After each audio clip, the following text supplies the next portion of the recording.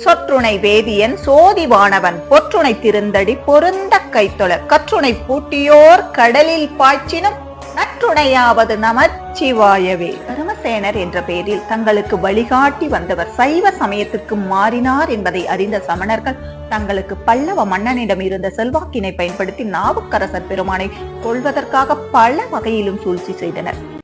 சுண்ணாம்பு நீற்றறையில் இடுதல், நஞ்சு கலந்த சோறு அளித்தல் என்ற பல சூழ்ச்சிகளும் பயன் தராத நிலையில் பட்டத்து யானையை கொண்டு அவரது தலையை இடர செய்ய ஏற்பாடு செய்தனர்.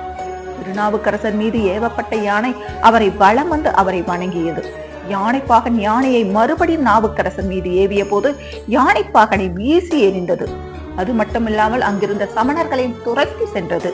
யானையிடமிருந்து தப்பிச் சென்ற சில சமணர்கள் மன்னனிடம் சென்று நாவுக்கரசரை கொன்றால் மட்டும்தான் மன்னனுக்கு ஏற்பட்ட அபகீர்த்தி மறையும் என்றும் நாவுக்கரசரை கல்லோடு பிணைந்து கட்டி அவரை கடலில்